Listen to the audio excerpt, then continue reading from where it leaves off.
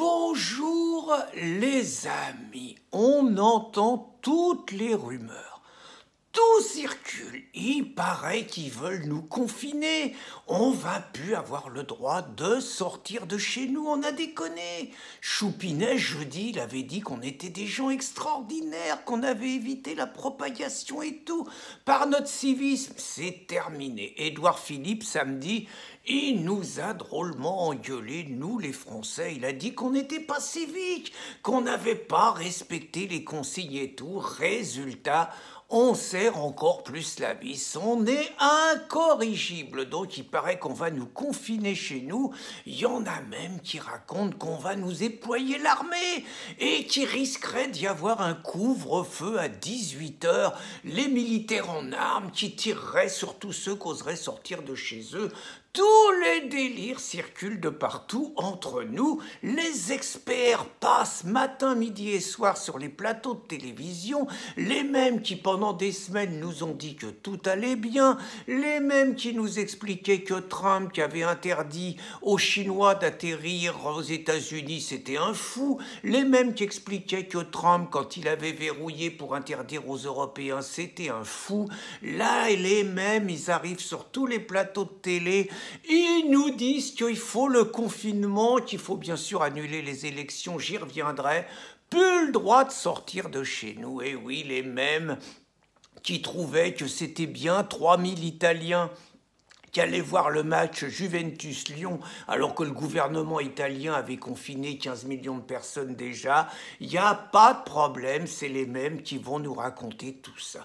Puis alors moi, je comprends plus rien, parce qu'on me racontait que Trump, que les États-Unis, c'était un système de santé de merde, qui soignait que les riches et qui laissait crever les pauvres.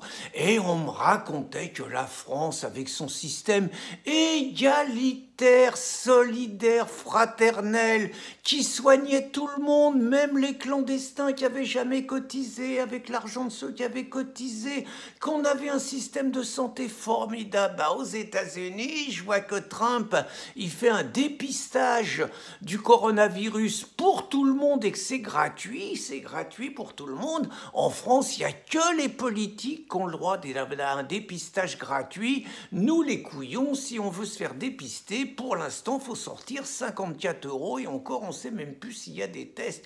Puis nous, on a un système tellement formidable qu'il n'y a plus de masque pour personne et tout. Mais on a un système de santé que le monde nous envie, contrairement aux Américains. Bon, alors une fois qu'on a dit ça, il faut que je rebondisse sur les élections. Alors là, c'est pareil. Tout le monde dit qu'il faut arrêter tout. Macron, il dit qu'il voulait tout arrêter, mais que c'est Larcher qui lui aurait mis le couteau sur la gorge. Larcher, il dit que c'est pas lui. Tout le monde sort le bitos. Toujours est-il qu'ils disent qu'il faut arrêter les élections. Et là, les constitutionnalistes rentrent dans la bataille. Il y a ceux qui disent que l'élection, c'est un bloc et que si on arrête les élections, on refait tout. Et puis il y a ceux qui me paraissent un peu moins cons, qui disent que il faut valider les résultats du premier tour si on arrête les élections et qu'il faut repartir dans quelques temps. Les rosebifs, c'est 1 an, hein, ils ont arrêté pour 1 an. Qu'il faut repartir dans quelques temps avec les résultats du premier tour et les listes qualifiées au deuxième tour.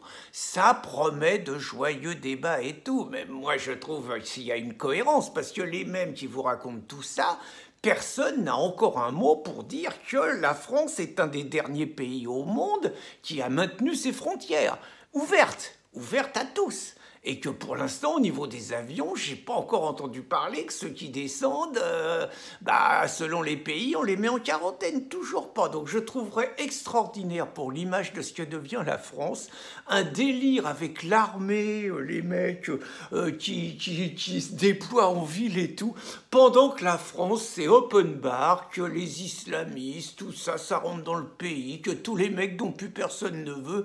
Je trouve que ça serait exactement le résumé de la France différence de ces 40 dernières années avec la préférence étrangère. Parce que quand même, là, si on analyse les élections, La Fontaine parlait du rat des villes et du rat des champs. Le rat des villes, il est formidable. Le rat des villes, il n'a pas de haine, il n'a pas de méchanceté, qu'il habite à Paris, à Lyon, à Grenoble, à Bordeaux, à Lille, à Rennes, à Nantes, à Nice, au Mans, à Grand-Sainte, à Calais. On lui pourrit ses villes, on lui met des nouveaux venus, ça sent la pisse dans de plus en plus d'endroits. Les villes sont dégueulasses, il n'y a plus de sécurité. Les femmes se font violer, les jeunes se font péter la gueule et raqueter, parfois se font suriner quand même, se font tuer quand même de temps en temps. Les vieillards sont des cibles toutes désignées pour tirer les sacs à main et tout. Bref, ils en prennent plein la gueule, la ville se défigure et ils en redemandent. Ils plébiscitent Hidalgo, ils plébiscitent les mecs à Colombes, ils plébiscitent Piolle à Grenoble, ils vont même mettre un écolo à Bordeaux peut-être. La grosse Aubrique est plébiscitée à Lille, à Rennes, les socialos à Perret, à Nantes, Roland, à Nice, alors Estrosi, quand même eu un petit attentat à Nice, 14 juillet. Estrosi construit des mosquées quand même pour ceux qui ont commis l'attentat. Pas de problème. Au Mans, Stéphane Le Foll, un mec à Hollande, tout va bien.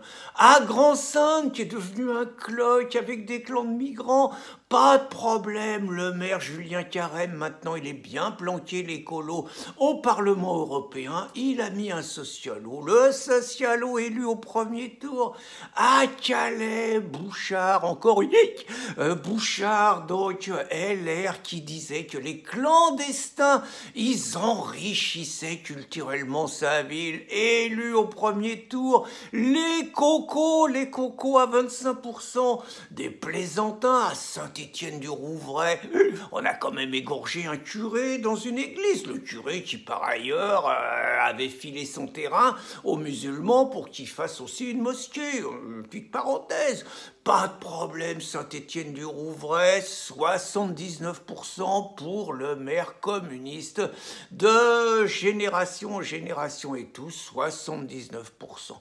Tout va bien, le français, le rat des villes, il est gentil, il est pas rancunier. Alors il y en a par contre quelques-uns qui déconnent, là, c'est les villes qui étaient tenues par les maires RN. Alors là, ça va pas du tout, là.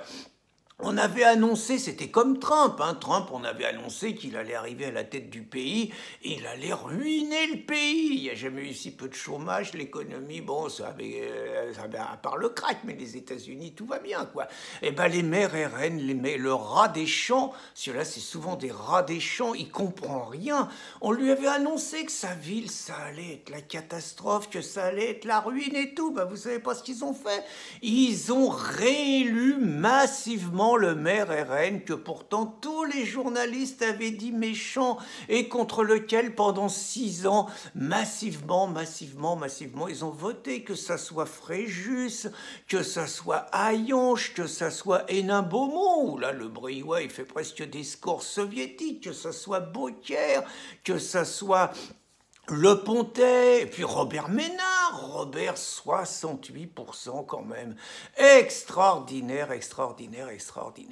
Bon, ben voilà, je vous ai fait ce lundi matin, en attendant donc la suite, un petit tour. Bah écoutez, moi, avant d'être confiné par des confinis, je vais quand même aller faire mon petit footing du matin, tant que j'en ai encore le droit.